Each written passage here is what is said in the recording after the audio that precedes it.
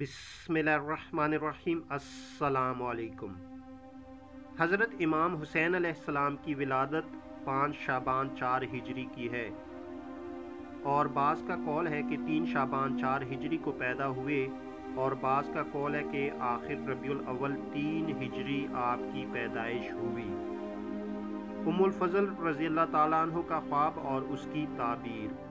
तबक़ात इब्न साद में हज़रत इब्न अब्बास रज़ियल्लाहु ताला अन्हु बयान करते हैं कि उन्होंने अब्दुल्ला बिन बकर बिन हबीब सहमी से और उन्होंने हातम बिन संता की बेटी लुबाबा बिन हारिस अल-हलाली जो उम्मुल फ़ज़ल रज़ियल्लाहु ताला अन्हु के नाम से मारूफ और इब्न अब्बास रज़ियल्लाहु ताला अन्हु की बीवी है, बयान करती है कि मैंने इमाम हुसैन अलैहिस्सलाम की विलादत से पहले ख्वाब देखा कि एक गोश्त का एक टुकड़ा रिसालत माब के बदन से अलग होकर मेरी गोद में आ पड़ा है।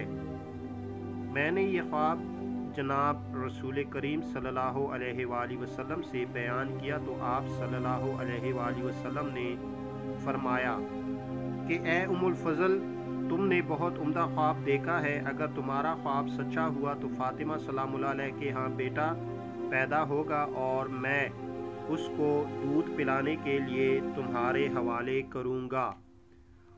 उम्मुल फ़ज़ल बयान फरमाती है कि मेरा ख्वाब सच साबित हुआ और जब हज़रत फ़ातिमा सलामुल्लाह अलैहा के यहाँ जनाब हुसैन अलैहिस्सलाम की विलादत हुई और मैंने उन्हें लेकर खिदमत नबवी में हाजिर हुई और मैंने बच्चा रसूल करीम सल्लल्लाहु अलैहि वसल्लम के हवाले किया तो आप सल्लल्लाहु अलैहि वसल्लम बहुत खुश हुए और आप सल्लल्लाहु अलैहि वसल्लम ने बच्चे का नाम हुसैन अलैहिस्सलाम रखा।